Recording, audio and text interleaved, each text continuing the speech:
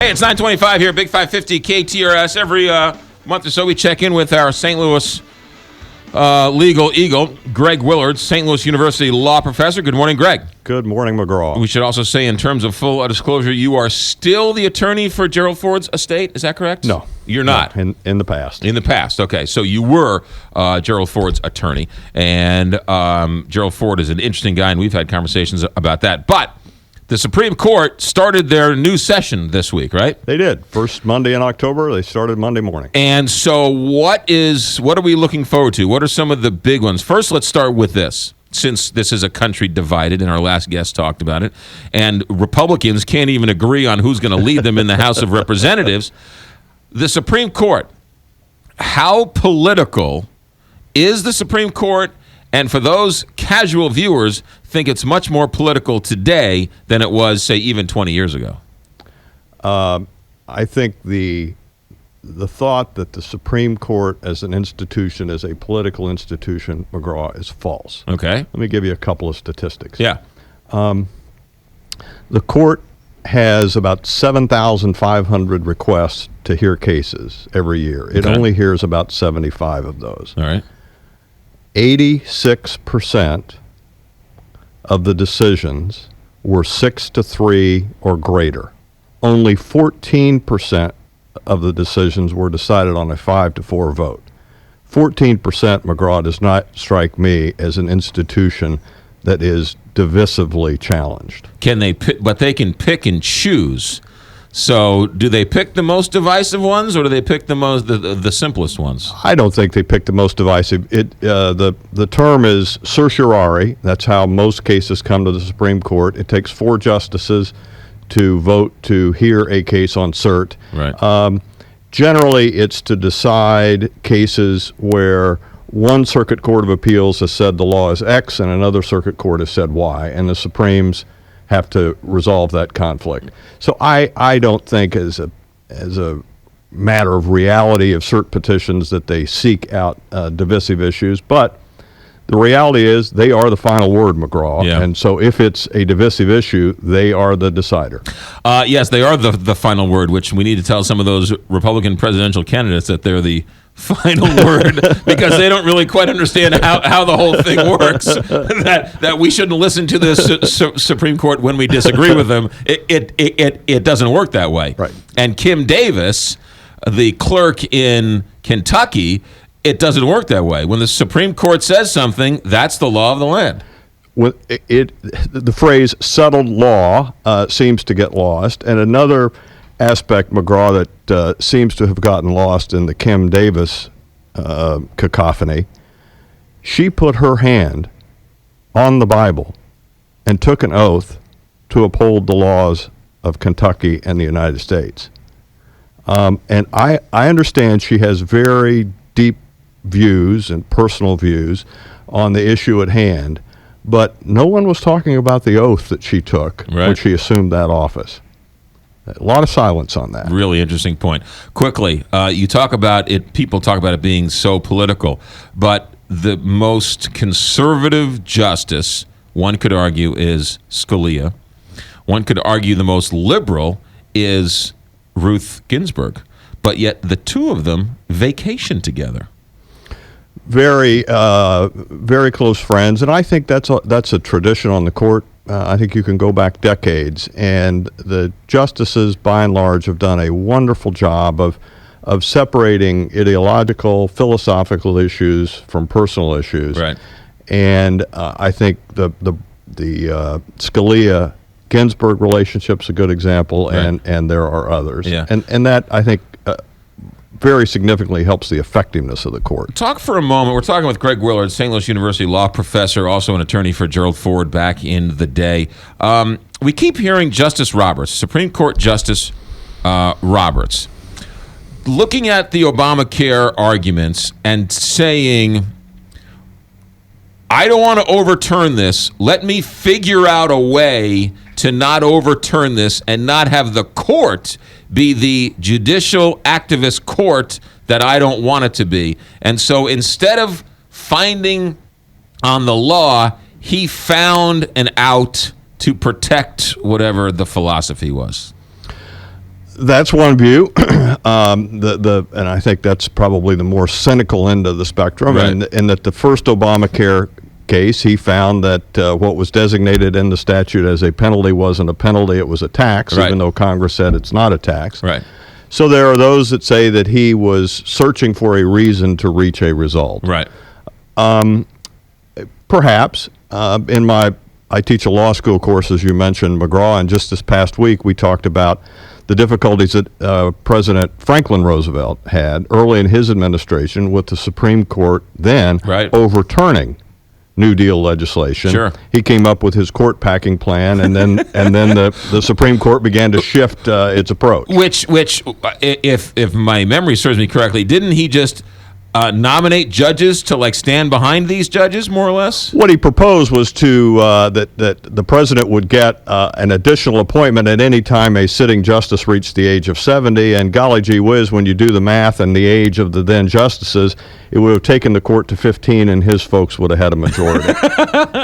Pretty clever. Right. So it was just sort of a, hey guys, get on board. There was a human element, and it has not been lost on historians, and it was not lost on my St. Louis University Law School class Monday. Right. Sure. But then they bowed to the FDR pressure. I mean, so Well, what you began to see in the sort of the latter end of the 1930s is the Supreme Court became more receptive in recognizing Congress's broad powers to enact some of this New Deal legislation, where earlier in his term, the Supreme Court had been relatively hostile to Right. that. Whether that had any effect on the Obamacare decisions, I don't know. Right. But I think you probably would look to the analogy of the ostrich with its head in the sand, not to think that there was Right. not some consideration. I wish, like before Rehnquist passed away, he would have written a book to tell us everything he thought about the impeachment or this case or that case. I wish they would sort of write a tell-all book at the end when it's all said and done. Occasionally, their public papers will be released. So Justice Blackmun, his papers while he was on the court were released, and they gave some very significant insights to his opinion in Roe v. Wade, Yeah. since his was the opinion that Right. changed the constitutional standard, if you will. But generally speaking, historians are left to guess, Yeah. because justices pretty much keep that process to themselves. All right, so what are you looking for this term? What are a couple of the biggies this term? We have, as you say, a couple of biggies and a couple of probable biggies. A couple of the biggies are, number one, one person, one vote. You and I probably thought that back in our civics class in junior high and high school that was settled. Well, what does that mean, McGraw? Is the one person decided based upon voters in a legislative district or total persons? Most states use total persons. But if one person, one vote means voters in that district, it will have a significant impact on legislative districts, and the pundits say in favor of the Republicans.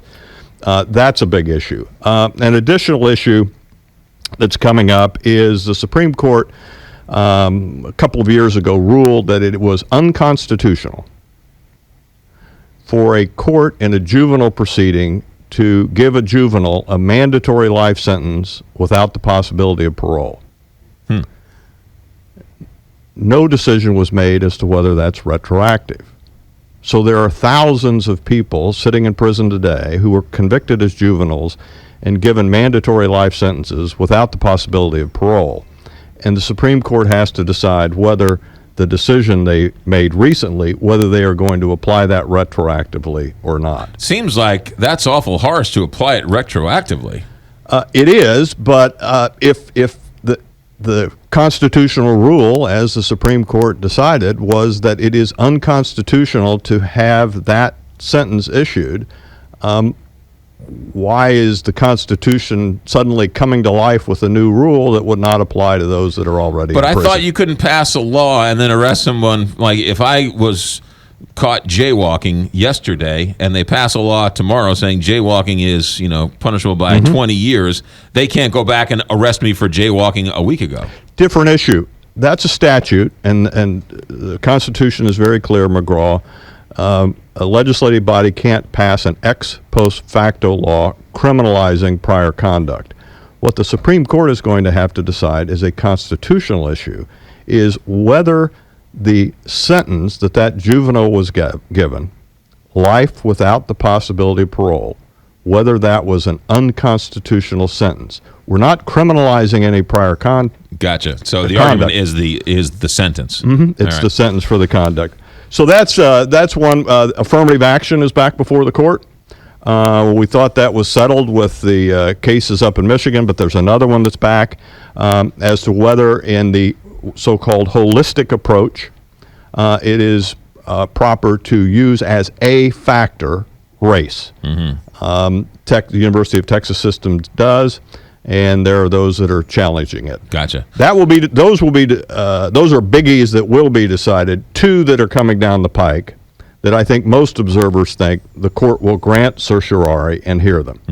The first is the restrictions that Texas has placed on abortion providers. Okay.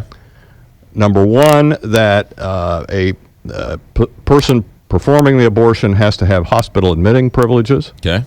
And that the facility at which an abortion is performed reaches the standard of ambulatory surgical centers in Texas.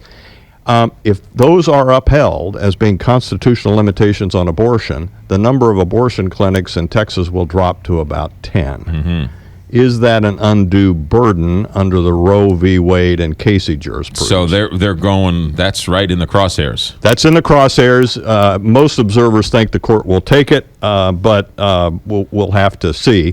The other biggie, there was an article in the New York Times this week about it, is the death penalty itself.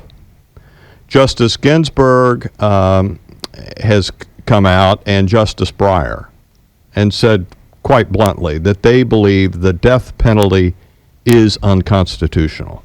Which is rare for a justice to make that admission. Very, very much so. But whether in the death penalty cases, the question of the constitutionality of the death penalty itself will be considered is certainly an interesting one. There are a lot of observers who think it will.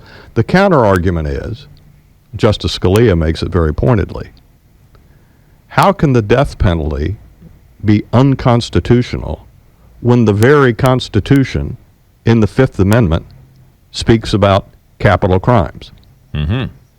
So for the opponents of the death penalty to say, well, it's unconstitutional, we need to abolish it, and the proponents of capital punishment say, well, how can it be unconstitutional in the very document that recognizes it in the Fifth Amendment? Ladies and gentlemen, that's Greg Willard, and he is a St. Louis University law professor. That'll be $15,000 for that segment.